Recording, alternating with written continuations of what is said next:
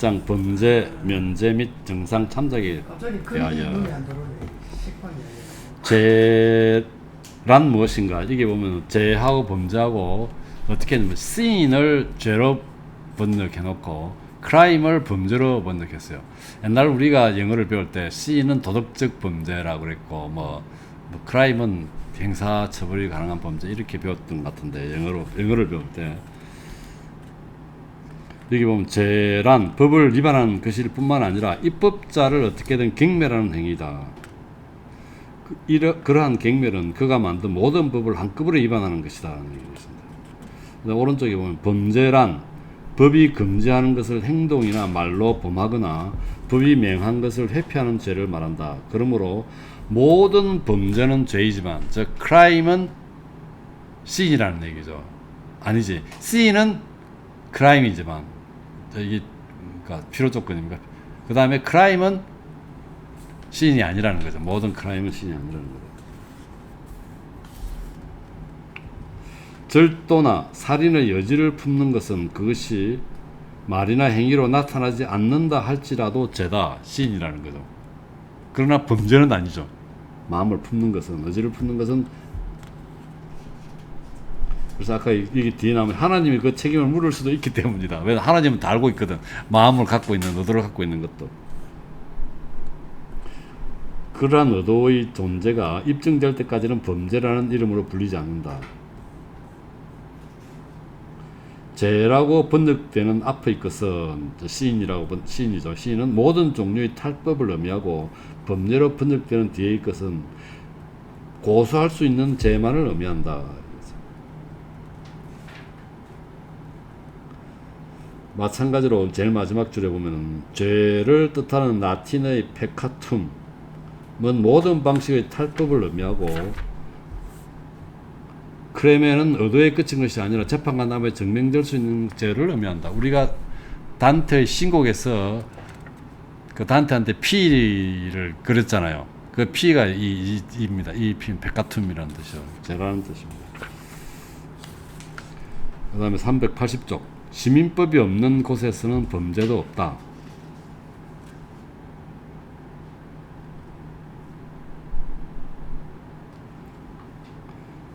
그 다음 법이 소멸하면 죄도 소멸한다. 그러나 자연법은 영원한 것이기 때문에 신의계약의 위반, 배언, 오만, 기타 도덕에 반하는 모든 행위는 결코 소멸될 수 없는 죄가 된다. 그 다음 둘째, 시민법이 소멸하면 범죄도 소멸한다. 시민법에 대응되는 것은 범죄라는 거죠. 법은 죄, 법은 그냥 그 쓰이는 시민법은 소멸하면 범죄도 소멸되고 일반 그 법은 자신의 양심에 의해서만이 고소를 당하고 자신의 의도의 고결성에 의해서 결백해지기 때문이다. 그러므로 의도가 올바른 경우 그의 행위는 죄가 아니다. 이건 의도가 올바른 경우 그의 행위는 죄가 아니다. 만일 의도가 올바르지 않다면 그의 행위는 죄이기는 하나 범죄는 아니다. 의도가 범죄는 사실 즉 결과를 보고 따져야 되는 건가요? 그러니까 의도가 올바르지 않은 경우 나쁜 마음을 품었다는 거죠. 품었을 경우는 죄는 되지만 범죄는 아니라는 거죠. 그런 얘기입니다. 아까 그 얘기입니다. 뭐 주권이 아까 시민법이 있어야 범죄가 있다고 그랬는데 주권이 소멸하면 당연히 범죄 역시 소멸한다는 거죠.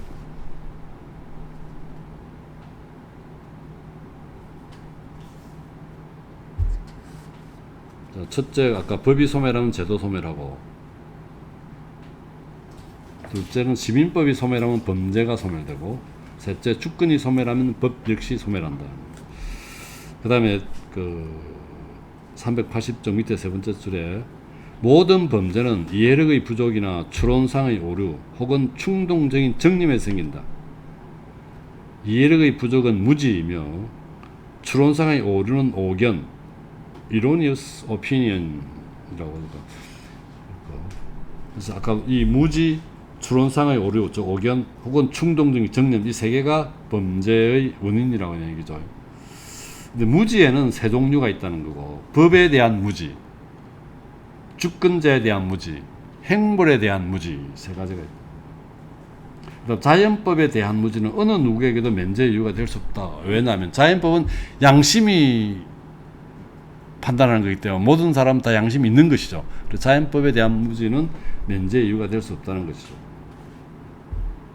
기준은 뭐 아까도 얘기 나왔지만 자연법이나 이런 것들 기준은 남이 자기에게 행하기를 원치 않는 일은 자기도 남에게 행하지 말아야 한다는 것. 그래서 그러므로 어디에 가든지 자연법에 어긋나는 행위를 하면 범죄가 된다 이런 얘기인데, 자연법에 어긋나면 범죄가 된다고?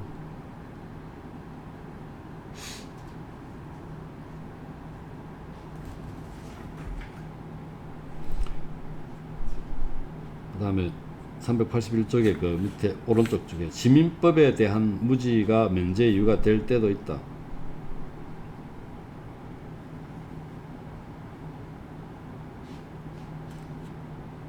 공포되지 않았을 경우죠.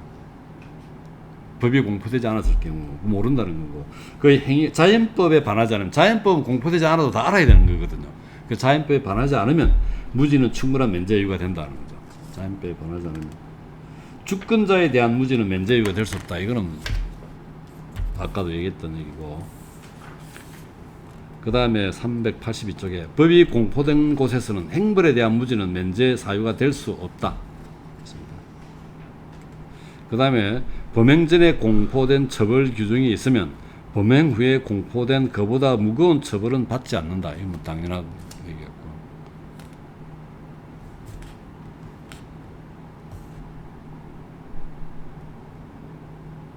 그 다음에 또 소급법 안 되는 게 돼 있죠. 법을 소급 적용하여 어떤 행위를 범죄를 규정할 수는 없다.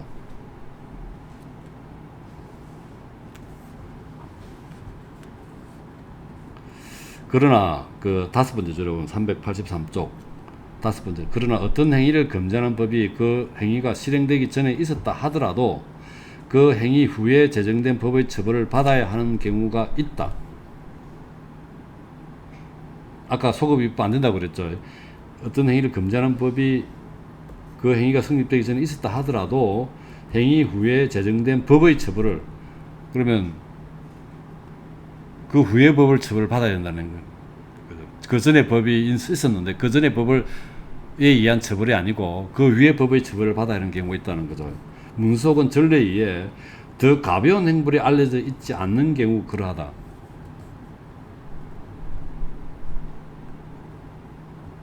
법은 있는데 가벼운 행벌이 있었는데 그게 알려져 있지 않다는 거죠. 알려져 있지 않는 경우, 알려져 있는 경우는 처벌할 수 없겠죠. 소급 처벌이니까. 알려지지 않는 경우 그 뒤에 법으로 처벌할 수 있다는 거죠. 그게 가벼운 처벌이 알려져 있는 경우는 처벌보다는 이익이 많으면 법을 위반하겠지. 근데 그건 알려지지 않은 경우에는 후에 제정된 법의 처벌을 받아야 하는 경우가 있다는 거죠. 있었겠죠. 그 처벌 규정은 있었겠죠. 만약 없으면 안 되겠지. 그럼 소급 입법회가 처벌하는 거잖아. 있었다 하더라도 알려지지 않는 경우 그런 얘기. 그다음 출연상 정사에 대한 그릇된 원칙이 범죄의 원인이 될 수 있다.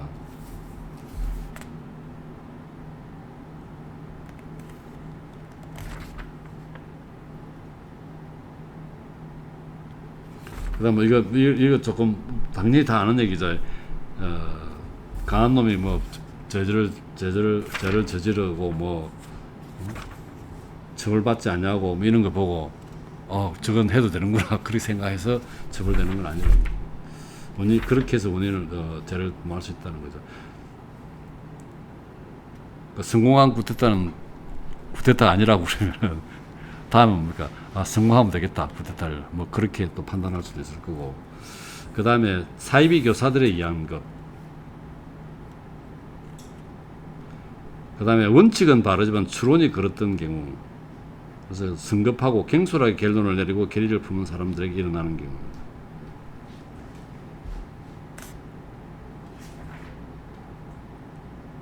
그 다음에 오른쪽 385쪽에 보면 가장 흔히 범죄의 원인이 되는 정념 중에 하나가 허영입니다. 즉 자기 자신의 가치에 대한 과대평가죠. 이러한 가치의 차이는 이것은 가치의 차이는 지력, 재산, 혈통, 기타 선천적인 자질의 결과이지 주권자의 의지에 달린 문제는 아니라는 생각에서 비롯된다는 거죠. 재산이 많으면 재산 많은 것 가지고 어찌 해볼 생각을 갖고 있을 수도 있고, 친구 뭐 아는 사람 통해서 압력을 넣을 수도 있을 거고, 그 다음에 지혜는 자기의 지혜에 대해 단단한 착각을 하고 있는 사람도 법을 결혼한다.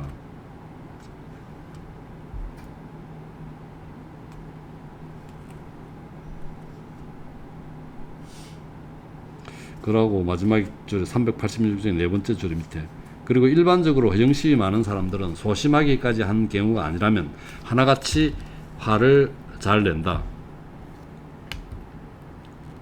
사람들이 대화에서 흔히 자유롭게 할 수 있는 말을 듣고 대뜸 자기를 무시한다고 생각하기 때문에 대부분의 범죄는 이런 분노에서 발생한다. 그 다음에 정오, 정욕, 약심 및 탐욕의 정념에 대해서 말하자면 그것들이 어떤 범죄를 낳기 쉬운가 하는 것은 모든 사람의 경험과 이해에 비추어 볼 때 너무나도 명백한 일이다. 인간이나 다른 모든 생물의 천성에 깊이 뿌리 박혀 이런 정념들은 이런 뿌리 박혀 있는 약점이기 때문에 이성을 비범하게 사용하거나 혹은 처벌을 지속적으로 엄중하게 하지 않고서는 범죄를 막을 수 없다는 거죠. 그러니까 이성을 비범하게 사용해서 이성이 정념을 완전히 통제해야 된다는 얘기고, 안 그러면 처벌을 너무 지속적으로 가한다는 거죠. 엄중하게 지속적으로 한다는 거고, 어떤 대상을 정오하는 이유는 그것이 자기에게 지속적으로 그것도 피할 수 없는 방법으로 방해가 되기 때문이다. 이런 경우 인간은 연속적 인내심을 갖거나 혹은 자기를 방해하는 힘을 제거해야 마음이 편해진다는 거죠. 야, 이거 진짜. 근데 전자는 어렵고 인내심을 갖는 건 어렵고 후자는 법을 위반하지 않고서는 불가능한 경우가 많다 이거죠. 그 다음에 야심과 탐욕도 인간의 마음속에 항상 현존하면서 인간을 끊임없이 압박하는 정념이다. 반면에 이러들을 억제하는 이성은 항상 현존하는 것이 아니다는 거죠. 그래서 처벌을 피할 수 있다는 생각이 들기만 하면 그 정념들이 발동하여 범죄를 일으킨다. 이성은 항상 현존하는 것이 아니고 야심과 탐욕은 항상 현존한다. 그 다음에 정욕은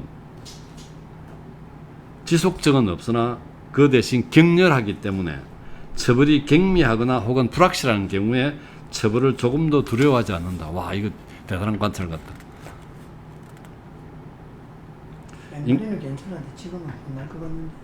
이거 처벌이 세잖아요, 이제.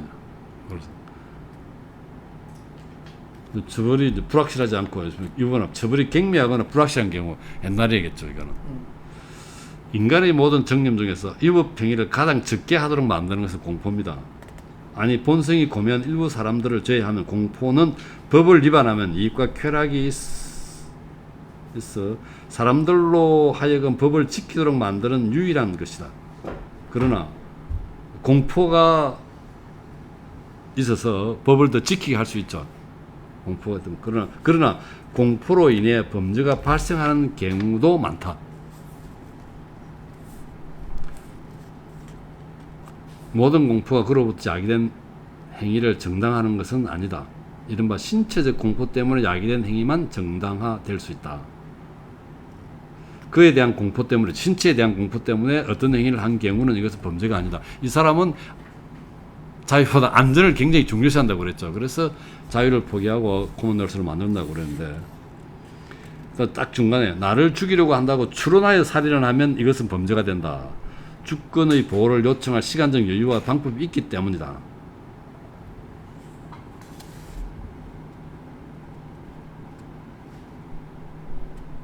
그 다음에 오직 모욕적 언사를 듣거나 사소한 침해를 받았을 때 이에 대한 복수하지 않으면 경매를 당하고 그 결과 같은 일이 반복될 것이 염려되어 법을 위반하면서 사적 복수를 감행하고 그 위협으로 자신의 미래를 보호했다면 이것은 범죄라는 거죠. 왜냐하면 그 위에는 신체적인 것이 아니라 자신의 상상에 의한 것이기 때문이다.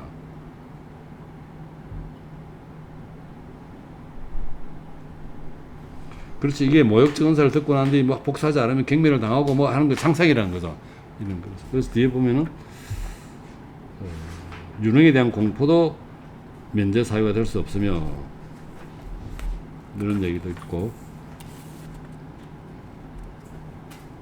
그 다음에 390쪽에 보면은 범죄의 원천이 이렇처럼 다양한 만큼 380쪽에 보면은 범죄의 이유가 뭐 있었습니다. 모든 범죄는 예력의 부족이나 추론상의 오류 혹은 충동적 정념이 생긴다고 그랬는데, 원천이 이처럼 다양한 만큼 모든 범죄는 근본적으로 같다고 한 고대 수도 학파의 주장이 틀렸다는 사실을 알 수 있다. 거기에는 면제 사유도 없고, 이제 완전 제가 면제되는 거고, 정상 참작 제가 가벼워지는 거죠.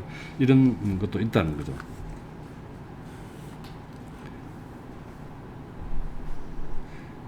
모든 범죄가 불의의 정도에서도 같다고 할 수 없다. 이것은 구분선들이라고 해서 구분 정도가 모두 같다고 말할 수 없는 것과 같다. 수도학파는 이것을 몰랐기 때문에 닭을 죽인 것이나 사람을 죽인 것이나 똑같이 범죄라고 주장했던 것이다. 이런 표현입니다.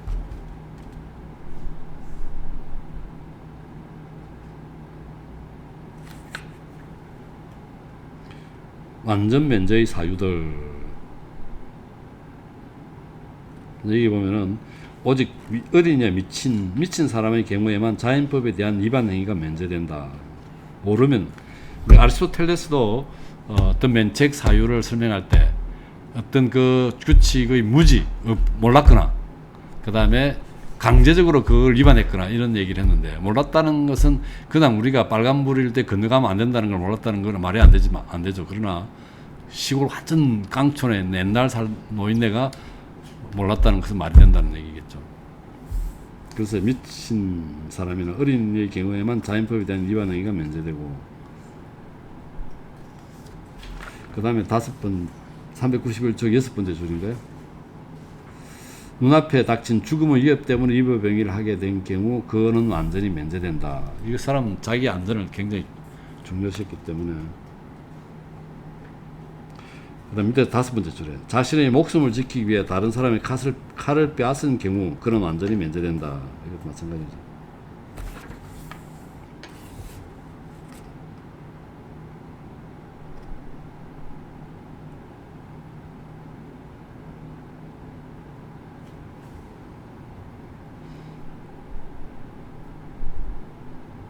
그 다음에 393쪽에 5번째 줄에 범죄의 정도는 여러 가지 기준에 의해 측정된다. 첫째, 범죄의 근원이나 원인의 악의성에 의해. 둘째, 그러한 범죄의 전형성에 의해. 셋째, 결과의 해악에 의해. 그리고 넷째, 시간과 장소와 인물에 관한 여러 가지 사실들에 의해 측정된다.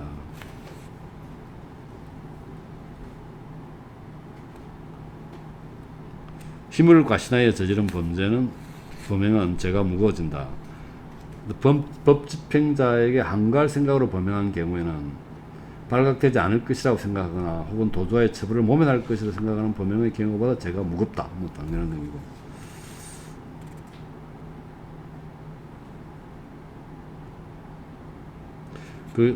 밑에서는 7번째 줄인가요? 그것이 범죄라는 것을 알고 있으면서 저지른 범죄는 그것이 합법적이라고 잘못 믿고 저지른 범죄보다 죄가 무겁다. 그 다음에 악질 교사에 의한 경우 죄가 경감된다. 뭐 이런 표현이 있고. 그 다음에 다음 페이지에 보면 394 방면의 전례가 있으면 죄가 경감된다. 좀 분방됐다든지 뭐 그런 거죠. 그 다음에 계획적 범행은 죄가 가중된다. 그 다음에 오른쪽 편에 주권자의 묵인이 있으면 죄가 경감된다. 그 다음에 396쪽에 보면은 결과에 의한 범죄의 비교가 있습니다. 동일한 행위라 하더라도 다수에게 피해를 주는 경우가 소수에게 피해를 주는 경우보다 죄가 무겁고, 따라서 현재뿐만 아니라 모방 범행의 발생으로 미래에도 피해를 주는 경우가 현재보다 피해를 주는 경우보다 더 무겁다. 왜냐하면 전자는 번식성 범죄, 다수에게 피해를 주는 거고, 피해가 다수에 확대되는 것이고, 후자는 부침성 범죄이기, 즉 미래에 계속 일어나는 거죠. 그러니까 소수보다는 다수, 그 다음에 현재보다는 현재 앤드 미래가 더 제가 무겁다는 얘기고, 그 다음에 뭐 우리가 옛날에 대역죄가 무겁다고 그랬죠. 397쪽에 밑에서 10번째 줄점에 또한 코먼웰스의 현 체제에 도전하는 적대 행위도 동일 행위가 사인에게 행해진 것보다 죄가 크다. 뭐 그런 의미. 그 다음에 뭐 쭉쭉 나오는데 398쪽에 사인에 대한 범죄의 비교. 사인에게 행해진 위법 행위는 사람들의 눈에 그 피해가 쉽게 보이는 것이 죄가 크다. 그래서 법에 반하여 살인하는 것은 치사에 이르지 아니한 어떤 상해보다 크고, 고문에 의한 살인은 단순한 살인보다 죄가 크고, 폭력에 의한 정조유리는 달콤한 말에 의한 정조유린보다 죄가 크고, 기혼 여성에 대한 정조유리는 미혼 여성에 대한 정조유린보다 죄가 크다.